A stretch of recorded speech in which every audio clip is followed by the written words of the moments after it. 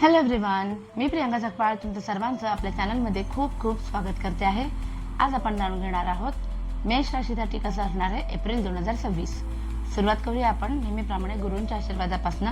त्यानंतर जाणून घेऊ टारोनी काय काय घडणार आहे आणि सगळ्यात शेवटी असणार एंजल्स ॲडवाईस, ज्याच्यामध्ये तुमच्या मनातली प्रश्नसुद्धा तुम्हाला मिळणार आहेत. सो आपण सुरुवात करतोय साई टारोपासनं. तुमच्या गुरूंचं स्मरण करा. ज्याही गुरूंना तुम्ही मानता तुमच्यासाठी त्यांचा काहीतरी विशेष संदेश असणार आहे या महिन्यासाठी. बघूया आपण तो काय आहे. साई सांगू इच्छितात, all truly spiritual path leads to God, follow the path most suited to you. कुठल्याही देवाला नमस्कार केला तरी तो शेवटी एकाच देवापर्यंत पोहोचतो. सो जिथे तुमचा मनाला ओढ लागेल त्या गुरूंची सेवा करा. तुमचा आशीर्वाद, तुमचा नमस्कार जो आहे तो तुमच्या गुरुपर्यंत नक्की पोहोचेल. पुन्हा द स्पिरिच्युअल टीचर, बाबा gives his devotee what they want in the hope that they will begin to want what you want to give him. म्हणजे काय की तुम्हाला कधी कधी काही गोष्टी आवडत असतात, तुम्हाला हवे असतात, तुम्ही ते देवाकडे मागता, पण मिळतं भलतंच. पण होतं असं की ते तुम्हाला जाणून बुजून दिलेलं असतं तुमच्या आयुष्यात आणि नंतर हळूहळू तुम्ही त्या गोष्टीसोबत कम्फर्टेबल होऊन जाता आणि ती गोष्ट तुमच्यासाठी पुढे जाऊन चांगली ठरते. कळलं का? आधी तुम्हाला असं वाटतं की हे माझ्यासोबत का घडलं, पण नंतर कळतं की याच्यामागे काहीतरी देवाचा प्लॅन असेल. बरं झालं हे घडलं, याच्यातनं माझ्यासोबत हे चांगलं घडलं. ठीक आहे, असा त्याचा अर्थ आहे. सो दोन्ही कार्ड्सने आपल्याला खूप छान संदेश दिलेला आहे. बघूया आता आपण जाणून घेणार आहोत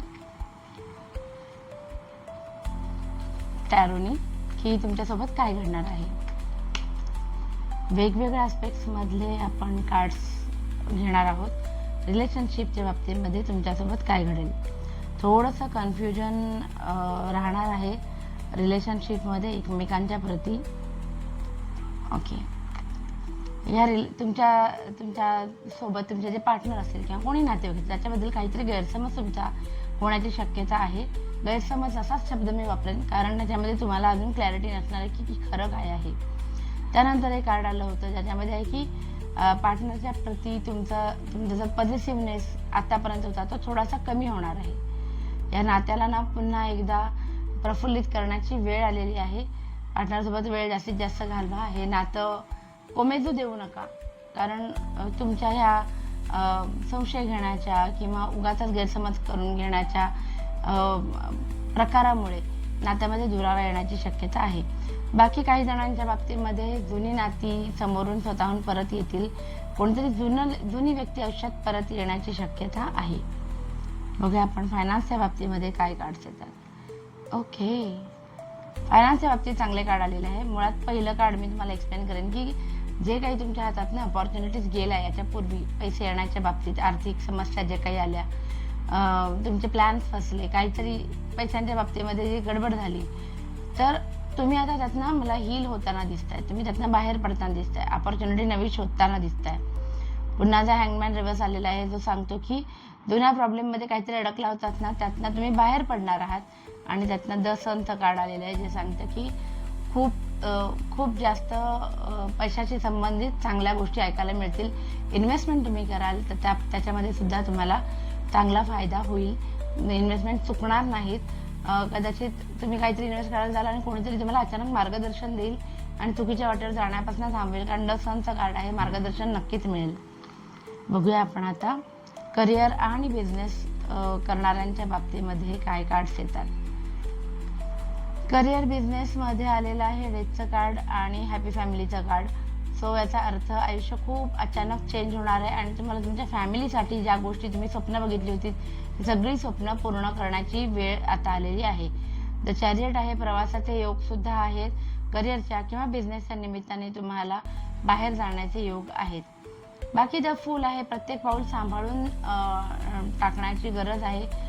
ओव्हर कॉन्फिडन्समध्ये जाऊ नका कारण ते होण्याची शक्यता आहे. तुम्हाला तुमचे आप्त स्वकीय या महिन्यामध्ये काही ना एखादा मेसेज देतील किंवा तुम्हाला काय म्हणतात अलर्ट करतील, तर त्याच्याकडे लक्ष असू दे असं मला म्हणायचं. नेक्स्ट जे काही स्टुडंट्स आहेत आपले त्यांच्यासाठी काय आहे कार्ड. स्टुडंट्सच्या बाबतीमध्ये काय कार्ड आलेले आहेत. ओके, स्टुडंट थोडासा हट्टी स्वभाव करताना दिसत आहे. समजा मे बी तुम्हाला तुमचंच खरं वाटण्याची शक्यता आहे. पॅरेंट्स कमी ऐकण्याकडे तुमचा कल असेल. बाकी तुम्ही तुमचं जे काही अभ्यास केलेला आहे त्याच्यावरती थोडं का होईना पण तुम्ही खूप काय म्हणतात कॉन्सन्ट्रेटेड असणार आहात तुमच्या अभ्यासावरती. तुम्ही जे काही काय म्हणतात एफर्ट्स टाकलेले आहेत, तुमचे जे काही प्रोजेक्ट आहे त्याच्यासाठी, तर तुमचं कंप्लीट लक्ष त्याच्याकडे असणार आहे. आणि या सगळ्यामध्ये ना ही जी वेळ आहे ही तुम्हाला एकट्याला करायची. तुम्हाला कुठलाही मित्र मैत्रीण तुम्हाला मदतीला येणार नाही असं दिसतंय तुमच्या प्रोजेक्टच्या रिलेटेड. अगेन हेच की एफर्ट्स तुम्हाला एकट्याला टाकायचे आणि जरा जास्त टाकायचे. जेवढं तुम्हाला वाटतं त्याच्यापेक्षा थोडे जास्त एफर्ट्स टाकण्याची गरज आहे. आता बघूया last but not the least health कशी असणार आहे. हेल्थच्या बाबतीमध्ये काय कार्ड्स येत आहेत. दमछाक होताना दिसतेय, भ्रम होताना दिसत आहेत, क्लॅरिटी नाही आहे, डोळ्यांशी संबंधित आजार होऊ शकतात. बाकी विशेष काही प्रॉब्लेम नाही. डोळे सांभाळा आणि बुद्धी सांभाळा. मला असं होऊ शकतं की तुम्हाला योग्य काय आणि अयोग्य काय याच्यामधनं निवडायला थोडासा प्रॉब्लेम होईल. आणि हेल्थच्या रिलेटेड आपण वाचतोय म्हणजे काय तर तुम्हाला चुकीच्या गोष्टींचा मोह, जसं की चुकीच्या आहारातल्या सवयी, विहारातल्या सवयी, जंक फूड खाणे, उशिरा उठणे, उशिरापर्यंत जागणे, या सगळ्या गोष्टींचा मोह होईल तुम्हाला एप्रिलमध्ये. सो तेवढ्या गोष्टी सांभाळण्याची गरज आहे. सो असं होतं आपलं ओव्हरऑल राशी भविष्य फक्त मेष राशीसाठी एप्रिल 2026 या कालावधीसाठी. आता आपण बघणार आहोत आपल्या एंजल कार्ड्सने जाणून घेणार आहोत बऱ्याच गोष्टी. सो एंजल कार्ड्सने आपण सगळ्यात पहिले बघूया तुमच्यासाठी मेसेज काय आहे. एंजल कार्ड्सने मेसेज आहे तुमच्यासाठी अपॉर्च्युनिटी. काहीतरी नवीन अपॉर्च्युनिटी तुम्हाला मिळणार आहे. जसं फायनान्सच्या बाबतीत पण आलं होतं, करिअरच्या बाबतीत पण आलं होतं. सो चांगली गोष्ट आहे. अपॉर्च्युनिटी समोरून स्वतःहून चालून येईल, त्याच्यावर लक्ष असू द्या. Communicate clearly. जे मी रिलेशनशिपच्या बाबतीत बोलले होते की गैरसमज होण्याची शक्यता आहे, तर आपल्याला आलेलं आहे कम्युनिकेट क्लिअरली. म्हणजे जर तुम्हाला वाटलं की हा असा इथे प्रॉब्लेम होतोय, मला पूर्ण माहिती नाही आहे, तर त्याची माहिती काढण्याची फार जास्त गरज आहे. सो नेक्स्ट आपला क्वेश्चन सगळ्यांच्या मनातला, तुम्ही मनातल्या मनात एक प्रश्न ठरवा.